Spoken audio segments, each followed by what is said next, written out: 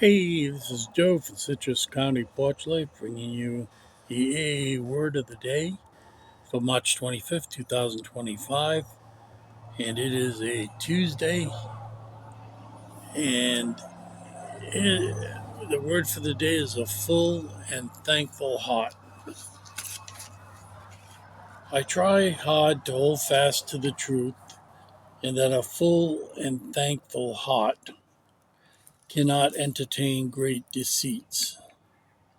When brimming with gratitudes, one heartbeat must surely result in outgoing love, the finest emotion that we can ever know.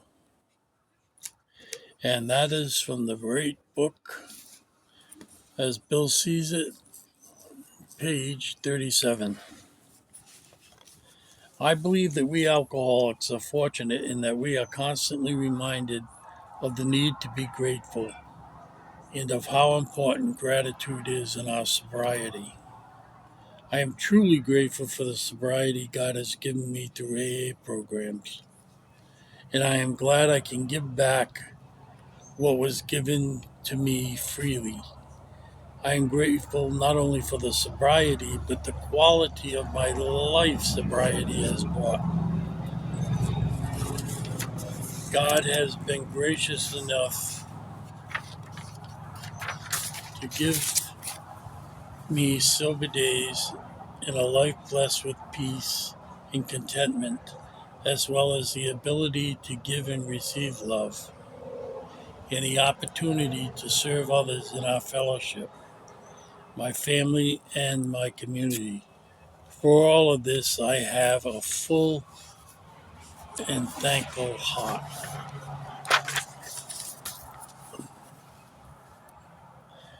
So, this is another great reading. I know I say it all the time because it's to do with thankfulness and how that thankfulness is transferred and out to others in the program, be they newcomers, old timers. And it mentions here, now this guy Bill and Dr. Bob, they were the founders of AA, and they wrote a lot. They wrote down, the whole system of AA and what to do to keep it forever non-professional, um, and make sure that the group survive for the next sick and suffering alcoholic that comes through the doors.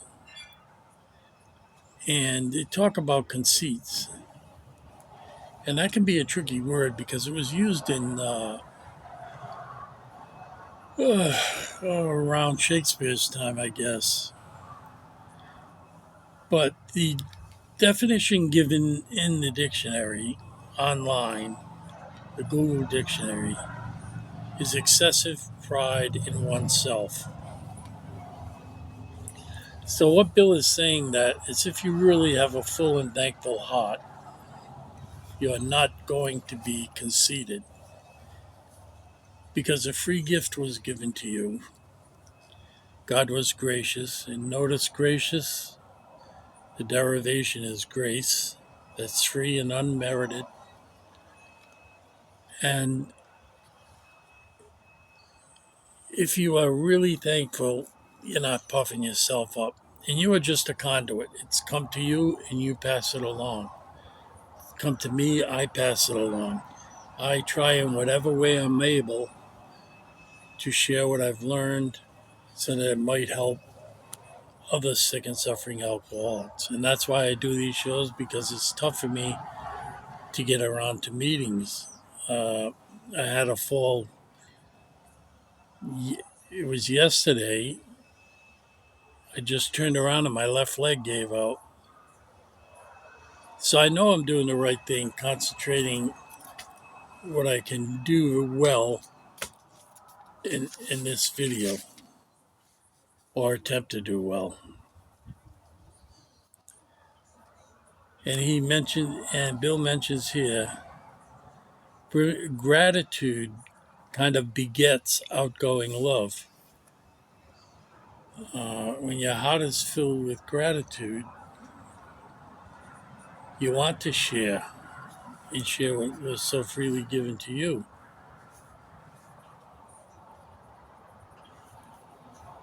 And this writer of the Daily Reflections,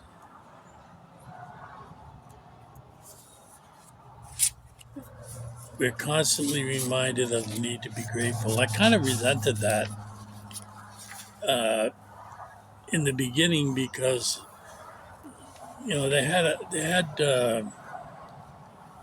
well, the meetings where they had speakers. Sometimes they had visitors, but most of the time it was group members that spoke.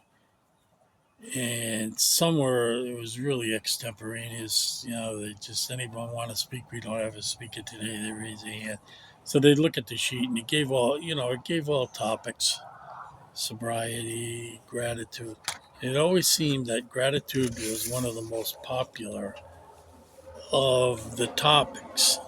This is like in the early '90s, and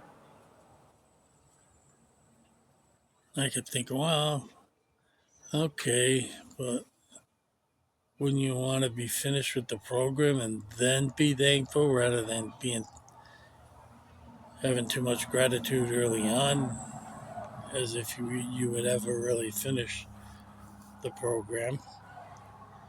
And it is true that when you are really grateful, and I am so grateful, and people have asked me that, why you kind of like I was what they call a high bottom drunk. I didn't get arrested. Uh, I never got a traffic ticket, but that was because I isolated. You know, my bottom wasn't really low spiritually or emotionally, but I have the living proof. If you're not, oh, what can happen if you're not, if you don't have any gratitude? Three of my brothers died directly from the effects of alcohol and drug abuse, and I am not an AA Nazi, but one of my brothers, he never just went to do drugs. He would always get drunk and then do drugs. And it came back to bite him later in life, and he died of it, a chronic disease. Uh, so it's truly important to me because I've lost so many people dear to me, and my grandfather, he died of alcoholism. He died of esophageal varices, and he just couldn't stop either. So I am very grateful to be here. Very grateful to have made it this far, 34 years after I put down a drink on March 4th, 1991. As I said yesterday, and I'll repeat it, my sponsor said to me, "You got here the day before you died." And I think, what's he talking about? How does he know I would have died tomorrow? And you see, I had such resentment against all these little cute phrases and stuff, but it was very true. Very, very true. When I think of my youngest brother who got drunk and froze to death, had he not left the house to do whatever he was going to do, no, we'll never know. He might have been safe in the house, but he wasn't. So I'm glad. I want to pass it on. I don't want to keep it. There's no sense in keeping it. I want to stay sober, but I don't want to keep this feeling, keep it to myself. I want to spread the joy and help the next person coming through. So God bless you all. Have a safe and sober Tuesday, and we will talk tomorrow.